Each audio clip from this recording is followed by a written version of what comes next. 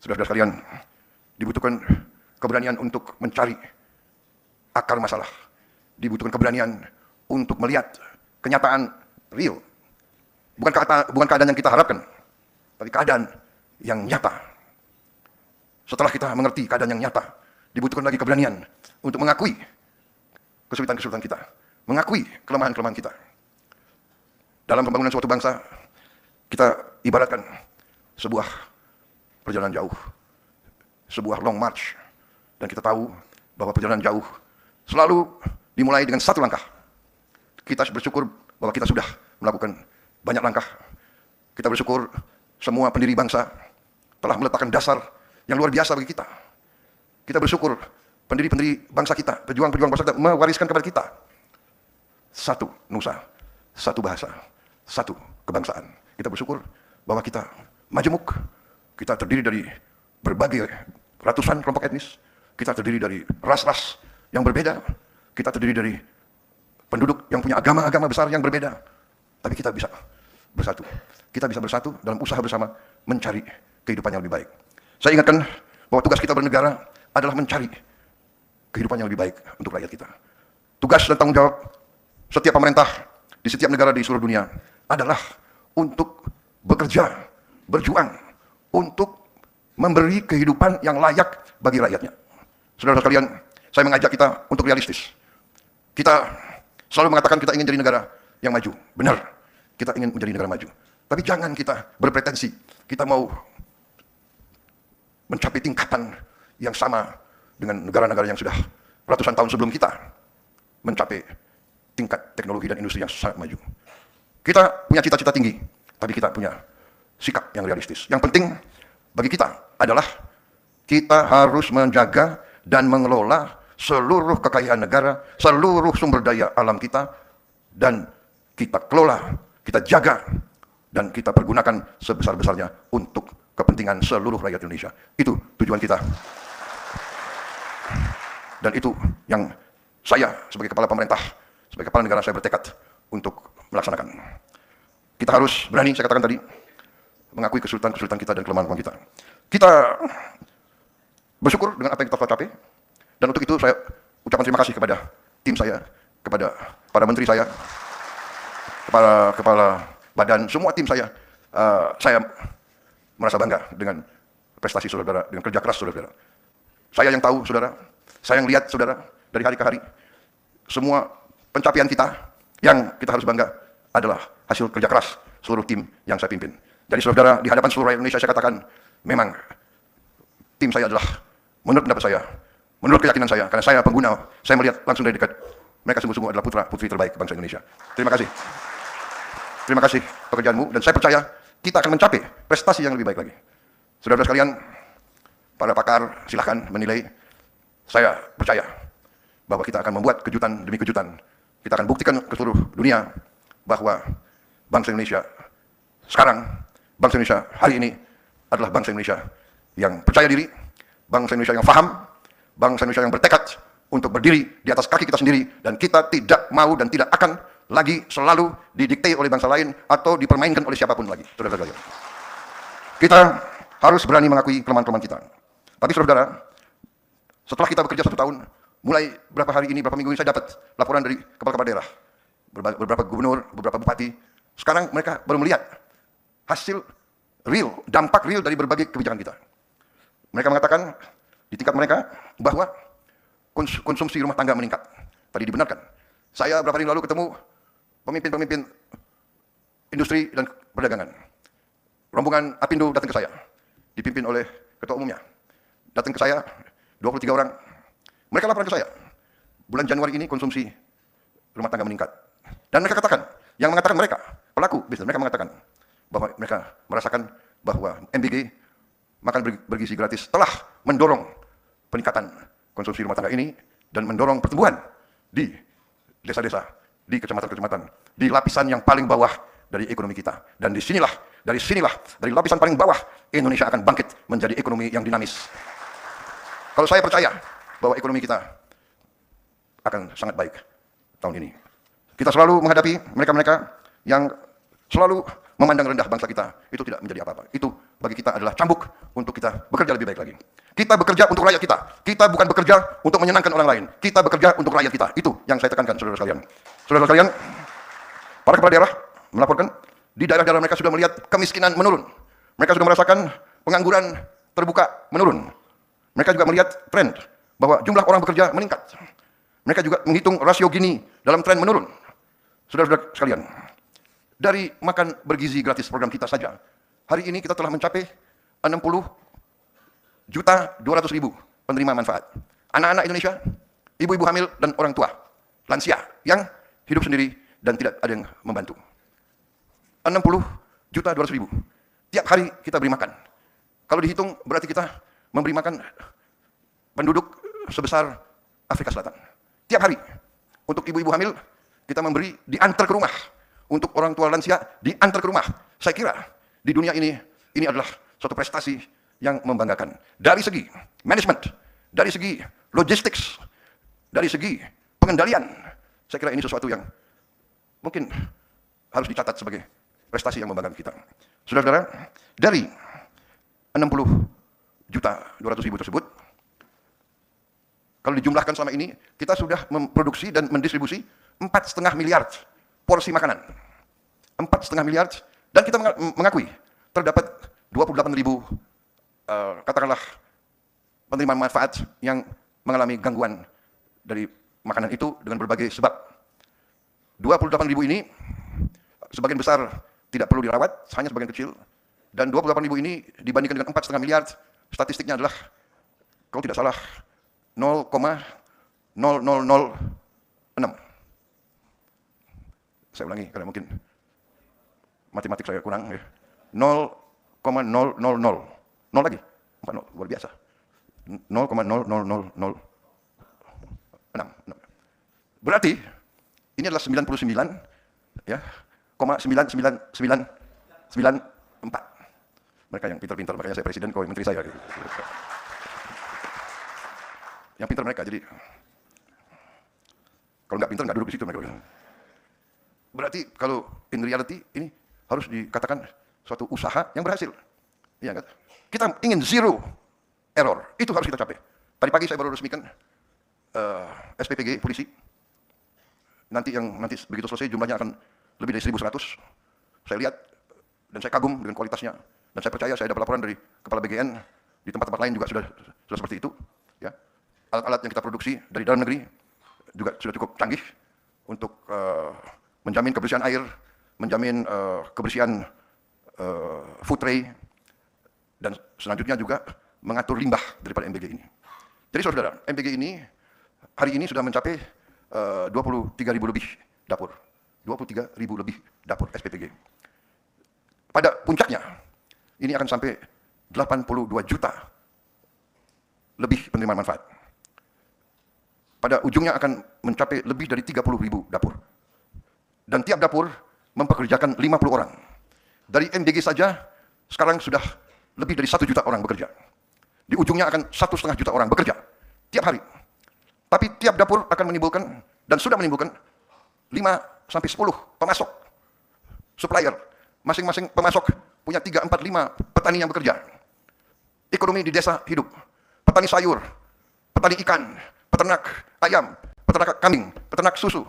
Semua yakin bahwa hasilnya langsung dibeli dan tidak jauh, karena di tiap kampung mereka bisa punya pasar tetap, pasar terjamin. Ini menimbulkan ekonomi dari bawah.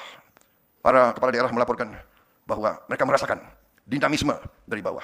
Saudara, ini hanya salah satu bukti awal dari 1 tahun kita bekerja, dan ini akan terus kita buktikan dengan hasil nyata, saudara. Kita juga sudah mulai membangun desa-desa nelayan. Desa nelayan tahun 2026 ini akan mencapai 1.000 desa nelayan. Tiap desa nelayan terdiri dari sekian ratus, ada yang 300, 500, ada yang sampai 2.000 nelayan. Yang selama Republik Indonesia berdiri, belum pernah disentuh oleh pemerintah Republik Indonesia. Nelayan-nelayan kita belum pernah dapat perhatian. Mereka kadang-kadang tidak bisa punya es. Tidak ada pabrik es di desa mereka. Mereka sulit dapat solar. Mereka sulit untuk dapat akses ke pasar. Ini kita rubah. Kita totalnya dalam 4 tahun mendatang, kita akan membangun 5.000 desa nelayan.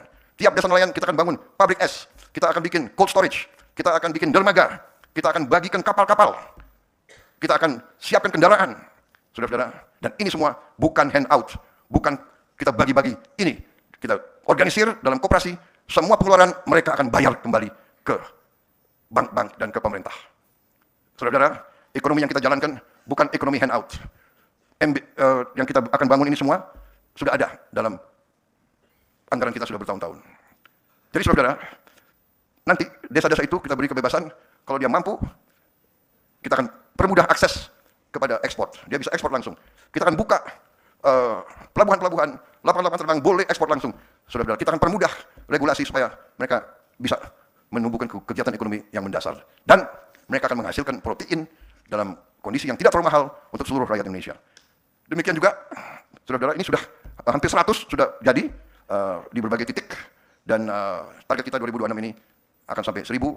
Dan selanjutnya total sampai 2029 target kita adalah 5000 desa nelayan yang nanti mereka akan kembalikan investasi itu. Tapi kita kasih kelonggaran mengembalikannya supaya tidak terlalu berat untuk mereka. Kita beri kelonggaran pengembaliannya bisa di atas 10 tahun, 11 sampai 12 tahun. Yang tidak ada masalah. Karena para pengusaha-pengusaha besar juga kadang-kadang minta kredit juga belasan tahun. Itu pun sering minta restrukturisasi. Ya kan? Saya ini sudah lama jadi orang Indonesia dan saya pernah jadi pengusaha juga. Ya. Saya pun pernah minta restrukturisasi. Dengan kata lain lebih sederhana, minta belas kasihan perpanjangan untuk kembali. Benar atau tidak? Mana menteri-menteri pengusaha? Saudara, kalau pengusaha besar boleh dikasih apa itu? Haircut? Apalagi haircut bagi? Wenaknya sendiri, haircut. Masa nelayan-nelayan kita enggak kita berdayakan? Belum pernah mereka dapat kesempatan ini. Banyak yang nangis di pulau-pulau terpencil. Sekarang kita hadir, kita memberi harapan ke depan. Sama juga dengan koperasi Merah Putih yang akan kita bangun dan sudah mulai sebentar lagi. Kemungkinan saya dapat laporan mungkin dalam 1-2 bulan ini sudah akan beroperasi beberapa ratus koperasi. Yang koperasinya sudah hampir berdiri adalah 30.000 koperasi. 30.000 gudang. Tiap koperasi punya gudang, punya cold storage, punya gerai-gerai. Di situ akan ada farmasi desa murah. Obat generik akan sampai, akan ada klinik desa, akan ada gerai untuk super micro financing untuk membantu menghilangkan peran daripada rentenir. Kita akan beri bunga yang sangat mudah, sangat ringan untuk mereka-mereka. Semua barang subsidi akan punya akses, rakyat akan punya akses langsung, sehingga tidak ada penyelewengan, tidak ada kebocoran. Dan ini semua anggarannya dari mana? Anggarannya sudah ada. Karena 10 tahun kita sudah beri dana desa kepada desa-desa kita. 10 tahun sudah kita berikan. Dan sekarang kita akan mengalahkan. Selama ini 10 tahun kita harus akui banyak dana tersebut tidak sampai ke rakyat. Ini dibuktikan dengan banyak sekali kepala desa yang terpaksa berhadapan dengan hukum karena tidak dapat bertanggungjawabkan dengan baik penggunaan dana tersebut. Saudara-saudara sekalian, dari ini semua, saudara-saudara, kita akan buktikan bahwa pertumbuhan ekonomi kita real, nyata, dan akan di atas sasaran yang kita tetapkan. Saudara-saudara sekalian, kita juga buktikan bahwa kita sekarang sudah swasembada beras. Kita menuju swasembada pangan. Saudara-saudara, produksi beras kita tahun 2025 adalah 34,7 juta ton. Naik 13% dari 2024. Sekarang cadangan beras di Bulog bulan Juli 2025 adalah 4,2 juta ton, adalah tertinggi sepanjang sejarah bangsa kita. Dan sampai sekarang pun cadangan yang sudah ada masih sangat tinggi. Saudara-saudara sekalian, dalam kebijakan fiskal, saya sudah buktikan bahwa kita bisa melaksanakan efisiensi, penghematan yang sangat besar. Di tahun pertama pemerintahan kita telah menghemat uang dari anggaran kita sendiri sangat besar. 300 triliun lebih penghematan kita. Di akhir tahun 2025 pun kita lakukan dan kita melihat hasil dari penghematan tersebut. Uang penghematan inilah yang kita pakai untuk program MBG dan sebagainya. Uang yang pasti akan habis untuk hal-hal yang tidak produktif. Kita alihkan ke hal-hal yang produktif. Kita mengeluarkan semua yang bersifat tidak produktif, perjalanan luar negeri, seremoni-seremoni yang tidak perlu, rapat seminar, FGD, dan sebagainya. Kajian-kajian, analisa-analisa, sudah tidak perlu terlalu banyak kajian dan analisa. Kita sudah tahu masalahnya. Kekurangan infrastruktur, lakukan. Desa perlu jembatan, buat. Rakyat lapar, cari pangan. Nggak usah terlalu banyak analisa. Ya. Ini kita Sudah hemat sangat luar biasa. Di tahun pertama 308 triliun rupiah kita sudah hemat. Ini berapa miliar dolarnya? 308 berapa? 18 miliar dolar. 18 miliar dolar.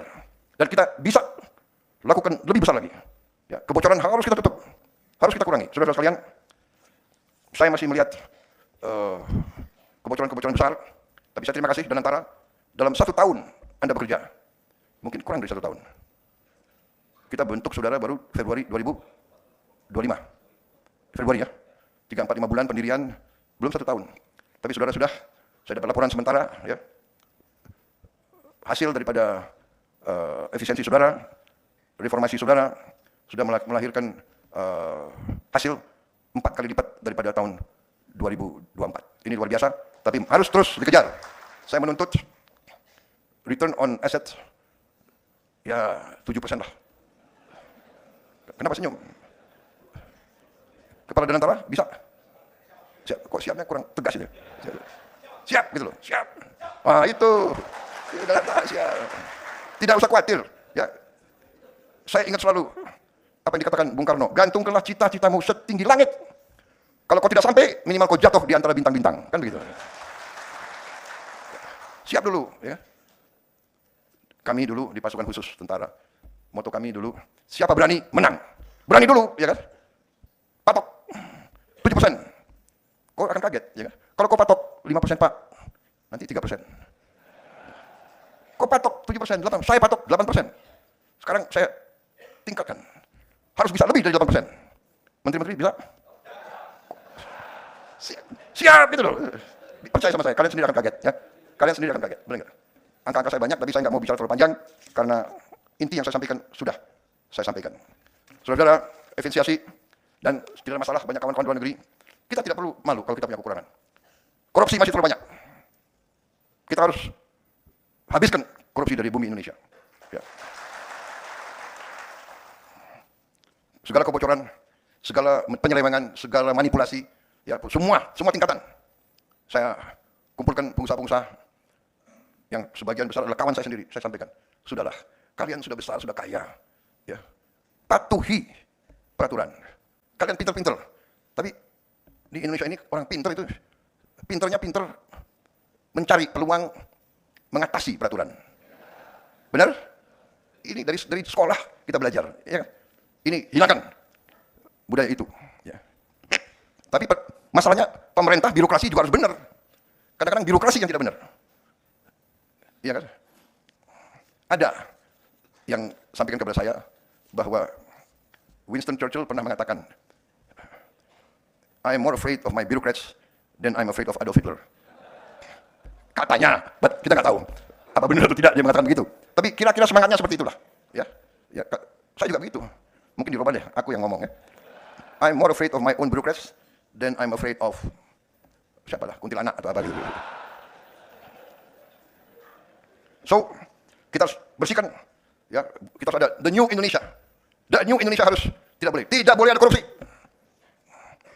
Untung kita masih negara apa itu? Kita negara demokrasi kan, benar? Demokrasi apa? Agak demokrasi ya, agak lumayan lah demokrasi kita kan. Kalau nggak ada demokrasi, gue nggak jadi presiden loh, saudara. Iya kan, benar kan? Jadi jangan ini loh, ada apa tuh? Kelompok-kelompok yang selalu mengeluh. Indonesia beginilah, Prabowo otoriter lah, benar nggak? Tapi kalau ditanya rakyat, jangan-jangan perlu juga sedikit-sedikit otoriter. Jangan-jangan untuk melawan koruptor-koruptor itu. Tapi kita demokratis, jadi kita masih moderat. Ya. Banyak negara lain nggak tahu, hari ini ada, besoknya nggak ada. Iya kan? Jangan-jangan efektif yang itu. Jangan-jangan. Waduh, ini ada banyak wartawan ya. Waduh, ada lagi banyak duta besar. Negara barat lagi, waduh. I am completely democratic. Completely. Saudara. Jadi kita bertekad, ya. Saya bertekad patuhi hukum. Tidak ada kompromi. Kita harus tegakkan hukum dengan baik.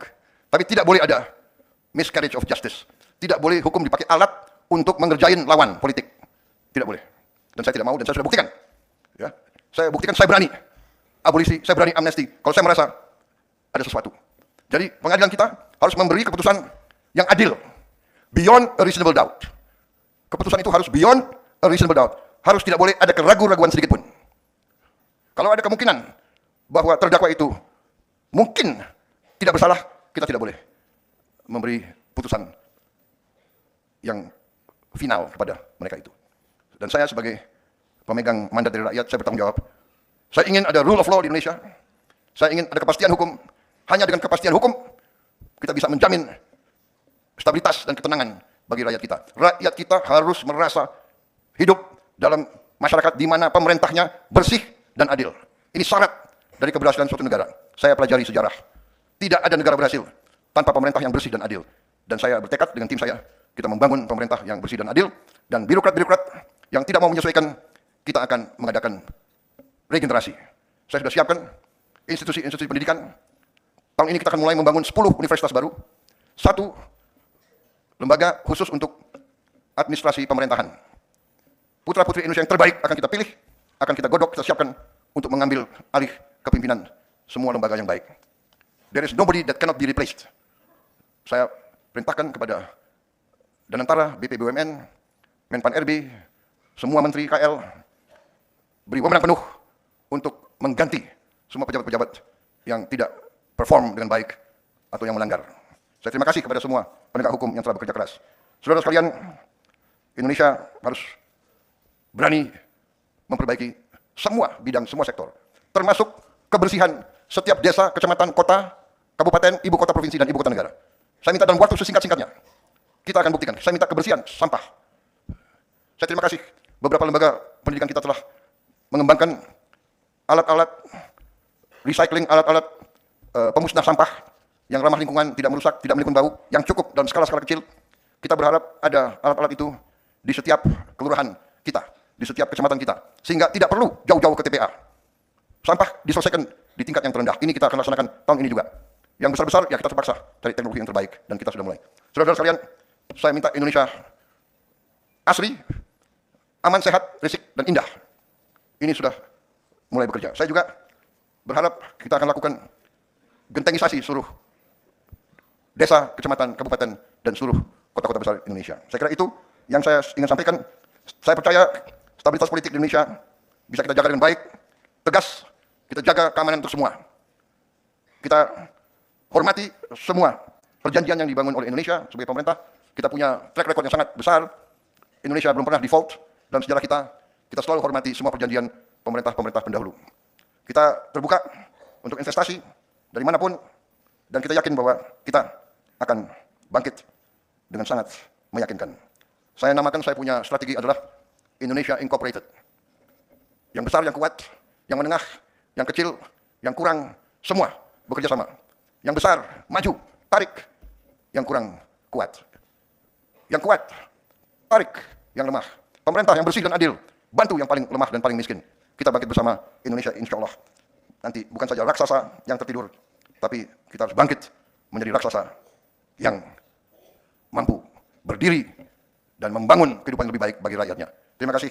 Wassalamualaikum warahmatullahi wabarakatuh.